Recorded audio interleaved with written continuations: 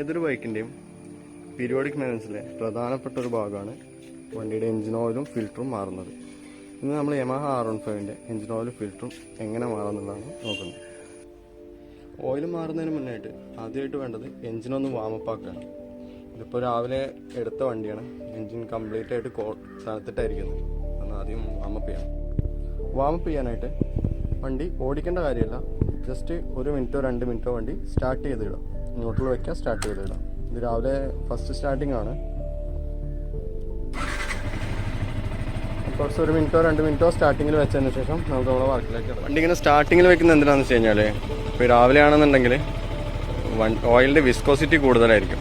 അപ്പോൾ നമ്മൾ ഡ്രെയിൻ ചെയ്ത് കഴിഞ്ഞാലും കംപ്ലീറ്റ് ഓയിൽ ഡ്രെയിനായി പുറത്തേക്ക് വരാനുള്ള ചാൻസ് കുറയും. ജസ്റ്റ് ഒന്ന് ചൂടായിരിക്കുന്ന ഓയിലാണെന്നുണ്ടെങ്കിൽ ഡ്രെയിൻ ചെയ്യുമ്പോൾ ഓയിൽ പുറത്ത് വരാനായിട്ട് എളുപ്പമാണ്. അത് കട്ടി കുറഞ്ഞിരിക്കുന്ന കണ്ടീഷൻ ആകുമ്പോൾ പെട്ടെന്ന് ഒലിച്ച് ഫുള്ള് ഓയിൽ പുറത്ത് വരും.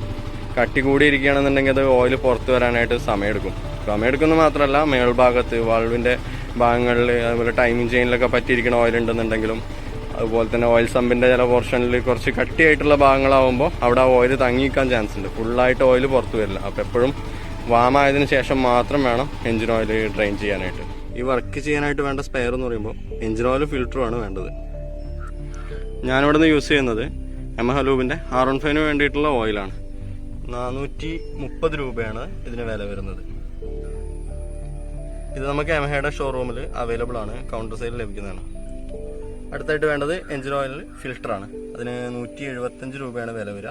അതും യമഹയുടെ ഷോറൂമിൽ കൗണ്ടർ സൈഡിൽ ലഭിക്കുന്നതാണ്. പിന്നെ നമുക്ക് വേണ്ടത് ഡ്രെയിൻ നെറ്റ് അഴിക്കാനുള്ള 18-19 സൈസിലുള്ള ഒരു റിംഗ് സ്പാനറാണ്. അതുപോലെ ഓയിൽ ഫിൽറ്ററിൻ്റെ ക്യാപ്പ് അഴിക്കാനായിട്ട് 8 സൈസിലുള്ള ഒരു ടീ സ്പാനർ യൂസ് ചെയ്യാം. ടീ സ്പാനറോ റിംഗ് സ്പാനറോ ഏതാണെന്ന് വെച്ചാൽ കംഫർട്ടബിൾ ആയിട്ടുള്ള യൂസ് ചെയ്യാം. ഇതാണ് ഫിൽറ്ററിൻ്റെ ക്യാപ്പ് വരുന്നത്. ഈ ഭാഗം ഇത് അഴിക്കാനുള്ളതാണ് ടീ സ്പാനർ. അതുപോലെ ഓയിൽ ഡ്രെയിൻ ചെയ്യാനായിട്ട് ഒരു പഴയ കപ്പോ എന്തെങ്കിലും കുപ്പിയോ എന്തെങ്കിലും ഒന്ന് എടുക്കണം. ഏകദേശം 1 ലിറ്ററോളം ഓയിൽ ഡ്രെയിൻ ചെയ്യാനുണ്ടാവും. അപ്പോൾ അത് സ്റ്റോർ ചെയ്യാനായിട്ട് ഒരു പഴയ ബോട്ടിലോ കപ്പോ എന്തെങ്കിലും ഒന്ന് എടുക്കണം. ആദ്യമായിട്ട് ചെയ്യേണ്ടതെന്ന് പറഞ്ഞു കഴിഞ്ഞാൽ, R15 സെൻറ്റർ സ്റ്റാൻഡ് ഇല്ല, സൈഡ് സ്റ്റാൻഡിൽ തന്നെ വെച്ചിട്ട് വേണം നമ്മൾ വർക്ക് ചെയ്യാനായിട്ട്. പിന്നെ ഓയിൽ കംപ്ലീറ്റ് ആയിട്ട് ഡ്രെയിൻ ചെയ്ത് പോകാൻ വേണ്ടിയിട്ട് വണ്ടി ഒന്ന് സ്ട്രെയിറ്റ് ആക്കി പിടിക്കേണ്ടി വരും ഓയിൽ ഡ്രെയിൻ ആവുന്ന സമയത്ത്. ഫസ്റ്റ് ചെയ്യേണ്ട വർക്ക് നമുക്ക് ഈ ഡിപ്പ് സ്റ്റിക്ക് അയച്ചു വയ്ക്കാം.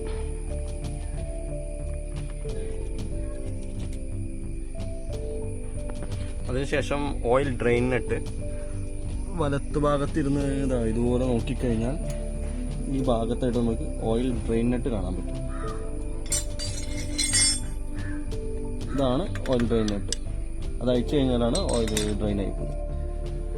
19 സൈസാണ് ഡ്രെയിൻ നെറ്റിൻ്റെ ബോൾട്ട് വരുന്നത്. അതൊരു സ്പാനർ വെച്ച് അയച്ചെടുക്കാം. കുറച്ച് ബുദ്ധിമുട്ടുണ്ട് അയക്കാനായിട്ട്, കിറ്റെല്ലാം ഉള്ളതുകൊണ്ട് അതിനിടയിൽ കൂടെ അയക്കണം.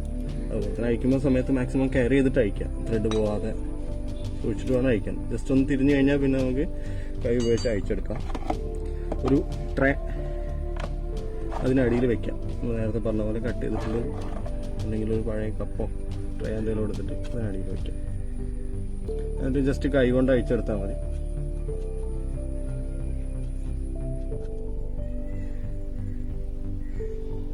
സ്ട്രെയിനറും ഡ്രെയിൻ നെട്ടും ഒരുമിച്ചാണ് വരിക. അപ്പോൾ സ്ട്രെയിനർ വീണ് പോകാൻ നോക്കാം.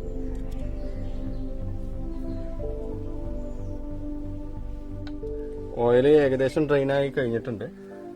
ഇത് സ്ട്രെയിനറാണ് വരുന്നത്. ഇതൊരു പ്രൈമറി ഫിൽറ്റർ എന്നുള്ള രീതിയിലാണ് വർക്ക് ചെയ്യുക.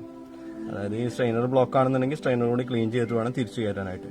അതുപോലെ ഈ ഡ്രെയിൻ നെറ്റിനകത്തുള്ള ഭാഗം കംപ്ലീറ്റ് തുടച്ച് വൃത്തിയാക്കിയതിന് ശേഷം വേണം തിരിച്ച് ഫിക്സ് ചെയ്യാൻ. സെൻട്രൽ സ്റ്റാൻഡ് ഇല്ലാത്ത കാരണം വണ്ടി ഇടത്തോട് ചേർന്നായിരിക്കുക. അപ്പോൾ കുറച്ച് ഓയിൽ ഇടത് ഭാഗത്തായിട്ട് തങ്ങിക്കാൻ ചാൻസ് ഉണ്ട്. അത് ഒഴിവാക്കാൻ വേണ്ടിയിട്ട് ഓയിൽ ഡ്രെയിൻ ആയി കഴിഞ്ഞാൽ ജസ്റ്റ് ഒന്ന് നിവർത്തി പിടിച്ചു കൊടുക്കാം.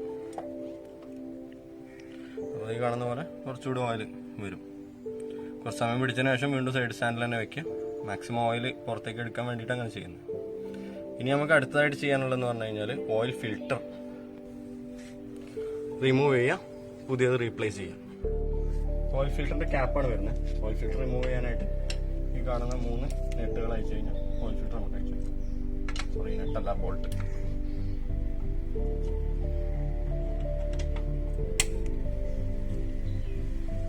റിമൂവ് ചെയ്യുമ്പോൾ ഞാൻ കാണിച്ച പോലെ 3 ഏകദേശം ഒരുമിച്ച് തന്നെ റിമൂവ് ചെയ്യാൻ ശ്രമിക്കുക. അല്ലെങ്കിൽ ത്രെഡ് പോകാൻ ചാൻസ് ചെയ്യും. അത് ഒഴിവാക്കാൻ വേണ്ടിയിട്ട്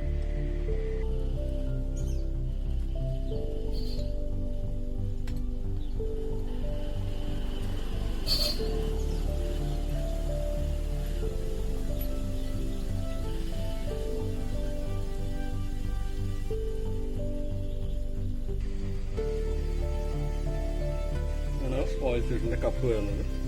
അതിൽ ഒരു ഓറിങ്ങുണ്ടായിരിക്കും. ഈ ഓറിങ് കറക്റ്റ് പൊസിഷനിൽ വെച്ചിട്ട് വേണം നമ്മൾ തിരിച്ച് സെറ്റ് ചെയ്യാനായിട്ട്.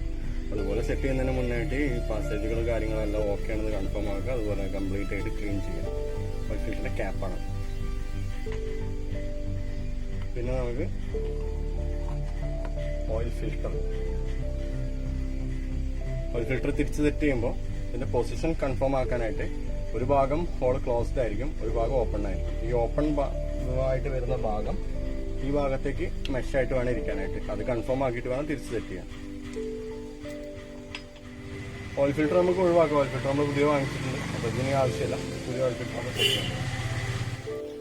ഇതിനകത്ത് കുറച്ച് ഓയിലുണ്ട്, അത് നമുക്ക് ഒഴിവാക്കണം.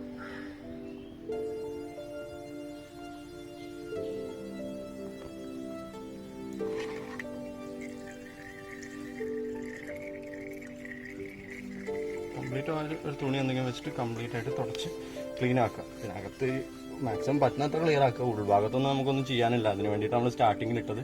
എങ്കിൽ കാണുന്ന ഭാഗങ്ങളിലെ ഓയിലും കരിയും എല്ലാം തുടച്ച് വൃത്തിയാക്കി ഇടുക. കഴിക്കുമ്പോൾ ഒരു വർക്ക് ചെയ്യുമ്പോൾ അത് വൃത്തിയായിട്ട് ചെയ്ത് കഴിഞ്ഞാൽ പിന്നെ അതിനെക്കുറിച്ച് ആലോചിച്ച് സങ്കടപ്പെടേണ്ടി വരില്ല. നമുക്ക് ഓയിൽ ഫിൽറ്റർ ഫിറ്റ് ചെയ്യാം. ഓയിൽ ഫിൽറ്റർ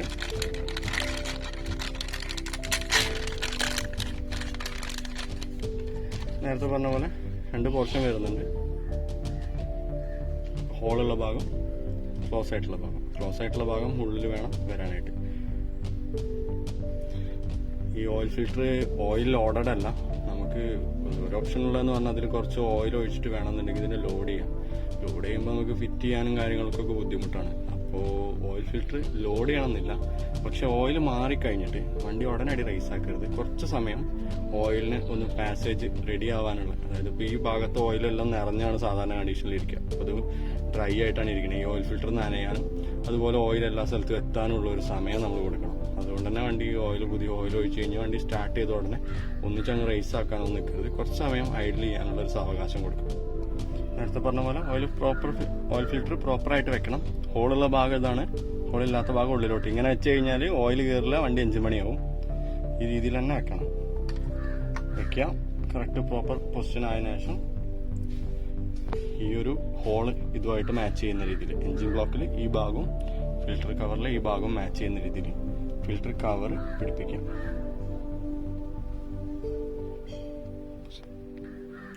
മാച്ച് ചെയ്ത് അതുപോലെ വെച്ച ശേഷം നമുക്ക് ഓരോ ബോൾട്ടുകളായിട്ടിടാം. ഇതിൽ ലെങ്ത് കൂടിയ ബോൾട്ട് വരുന്നത് ഈ ഭാഗത്തായിട്ടാണ്. മറ്റ് 2 ബോൾട്ടുകളും സെയിം ലെങ്ത് ആണ്.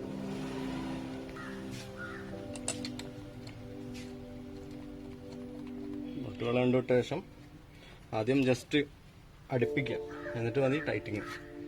എല്ലാ ബോൾട്ടുകളും ഒരേ അളവിൽ അടുപ്പിക്കണം. എങ്കിൽ മാത്രമേ അത് ഫിൽറ്ററിൽ കറക്റ്റായിട്ട് ടച്ച് ആവുള്ളൂ. നമ്മൾ ഒരു ഭാഗം ആദ്യം ടൈറ്റ് ചെയ്ത് കഴിഞ്ഞാൽ ആ ഭാഗം ഫുള്ളായി ടൈറ്റായി പോകും. പിന്നെ ബാക്കിയുള്ള സ്ഥലത്ത് കൂടെ ലീക്ക് വരാൻ ചാൻസ് ഉണ്ട്. അതുപോലെ തന്നെ ഫിൽറ്റർ വെൻഡായി പോകാനും ചാൻസ് ഉണ്ട്. അപ്പോൾ ഫിൽറ്റർ എന്നല്ല, എന്തൊരു മെക്കാനിക്കൽ പാർട്സ് അഴിക്കുമ്പോഴും 4 3 എത്രയെന്ന് വെച്ചാൽ എല്ലാ ഭാഗവും ഒരുമിച്ച് ഒരുപോലെ ടൈറ്റ് ആക്കിയിട്ട് വരും.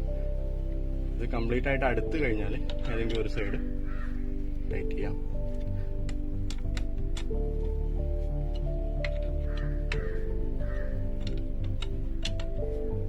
സ്റ്റെപ്പ് ബൈ സ്റ്റെപ്പ് മാത്രം ടൈറ്റ് ചെയ്യാം. ഡ്രൈൻ നെറ്റ് ക്ലീൻ ചെയ്തിട്ടുണ്ട്, അതുപോലെ സ്ട്രെയിനർ ക്ലീൻ ചെയ്തിട്ടുണ്ട്. ഈ പൊസിഷനിലാണ് വരിക. ഈ പൊസിഷനിൽ വെച്ചിട്ട് ജസ്റ്റ് ഒരു പ്രസ് കൊടുത്തിട്ട് ഹാൻഡ് ടൈറ്റ് ചെയ്യാം. ഹാൻഡ് ടൈറ്റ് ചെയ്ത് കഴിഞ്ഞതിന് ശേഷം പിന്നെ നമുക്ക് സ്പാനർ ഉപയോഗിച്ച് ടൈറ്റ് ചെയ്യാം. ഈ കാണുന്ന പൊസിഷനിൽ പിടിച്ച് സ്ട്രെയിനർ ആദ്യം കയറ്റി വെക്കാം. കറക്റ്റ് പൊസിഷനിൽ വെച്ചിട്ട് ഇത് കൈ കൊണ്ട് ടൈറ്റ് ചെയ്ത് കൊടുക്കും. സ്പ്രിങ്ങിനെ പ്രസ് ചെയ്തിട്ട് ജസ്റ്റ് ടൈറ്റ് ആവാൻ തുടങ്ങിക്കഴിഞ്ഞാൽ നമുക്ക് മനസ്സിലാവും ക്ലോസിലാണ് കയറിയല്ലേ എന്നുള്ളത്. കൈ കൊണ്ട് ഇങ്ങനെ സ്മൂത്തായിട്ട് കയറി പോകുന്നുണ്ടെന്നുണ്ടെങ്കിൽ അത് കറക്റ്റ് ആയിട്ടാണ് കയറിയിട്ടുള്ളത്. ക്ലോസിൽ കയറി കഴിഞ്ഞാൽ പിന്നെ ഫോഴ്സ് ചെയ്തിട്ട് സ്പാനർ ഉപയോഗിച്ചോ കൈ കൊണ്ടോ ടൈറ്റ് ചെയ്യാൻ ശ്രമിക്കരുത്. അഴിക്കുക, കറക്റ്റ് വെച്ചിട്ട് വീണ്ടും ടൈറ്റ് ചെയ്യാം. ഫോഴ്സ് ചെയ്ത് ടൈറ്റ് ചെയ്ത് കഴിഞ്ഞാൽ ഒന്നെങ്കിൽ എഞ്ചിൻ കേസിൽ അല്ലെങ്കിൽ കപ്പിലെ ത്രെഡ് പോകും. 2 ത്രെഡ് പോയാലും പണിയാണ്. കപ്പിലാണെന്നുണ്ടെങ്കിൽ കപ്പ് മാറിയാൽ മതി. എഞ്ചിൻ കേസിൽ ത്രെഡ് പോയി കഴിഞ്ഞാൽ ഒന്നെങ്കിൽ ഇൻഡസ്ട്രിയിൽ കൊടുത്ത് എഞ്ചിൻ കേസ് 2ാമത് ത്രെഡ് കട്ട് ചെയ്യേണ്ടി വരും, അല്ലാന്നുണ്ടെങ്കിൽ എഞ്ചിൻ കേസ് തന്നെ മാറേണ്ടി വരും. രണ്ടും എക്സ്പെൻസീവ് ആണ്, ബുദ്ധിമുട്ടാണ്. അപ്പോൾ അത് പ്രത്യേകം ശ്രദ്ധിക്കുക. അതുപോലെ തന്നെ ചൂടുള്ള സമയത്തും ഡ്രെയിൻ നെറ്റ് അഴിക്കരുത്. ചൂടുള്ള സമയത്ത് അഴിച്ചു കഴിഞ്ഞാൽ ഇത് തന്നെയാണ് പ്രശ്നം, ത്രെഡ് പോകാൻ ചാൻസ് ഉണ്ട്. അത് കഴിഞ്ഞ് സ്പാനർ വെച്ചിട്ടൊന്ന് ടൈറ്റ് ചെയ്യാം. സ്പാനർ വെച്ച് ഒരുപാട് ടൈറ്റ് ചെയ്യേണ്ട കാര്യമൊന്നുമില്ല. ഇത് അഴിഞ്ഞ് പോരാതിരിക്കാനുള്ള ഒരു കണ്ടീഷനിൽ ടൈറ്റ് ചെയ്താൽ മതി. ഭയങ്കര മസിൽ പിടിച്ച് ടൈറ്റ് ചെയ്ത് കഴിഞ്ഞാൽ ത്രെഡ് പോകും. അടുത്തായിട്ട് ഓയിൽ ഫില്ല് ചെയ്യാം. ഒരു ഫണൽ വെക്കാം.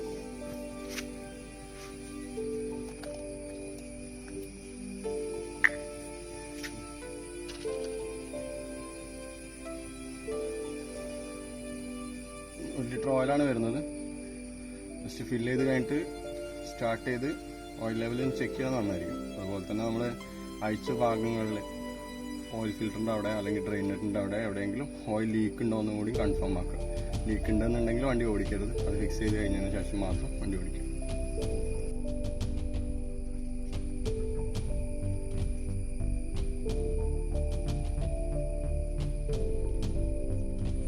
ഓയിൽ ഫില്ല് ചെയ്തതിനു ശേഷം ലിപ്സ്റ്റിക്ക് വയ്ക്കുക, ടൈറ്റ് ചെയ്യാം. ചേഞ്ച് ചെയ്തതിനു ശേഷം നേരത്തെ പറഞ്ഞ പോലെ നമുക്ക് വണ്ടി ഒന്ന് സ്റ്റാർട്ട് ചെയ്ത് നോക്കാം.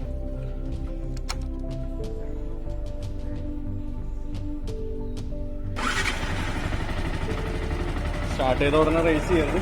കുറച്ച് സമയം ജസ്റ്റ് ഐഡ്ലിങ്ങിൽ വെക്കുക. അത് മതി റേസിങ്. അത് ആ ഓയിലിൻ്റെ ഫിൽറ്റർ ഗാലറി എല്ലാം ഡ്രെയിൻ ആയിരിക്കുമല്ലോ, അത് കംപ്ലീറ്റ് ആവാനുള്ള ഒരു സമയമാണ് നമ്മൾ ചോദിക്കുന്നത് പറഞ്ഞിട്ടുള്ളത്.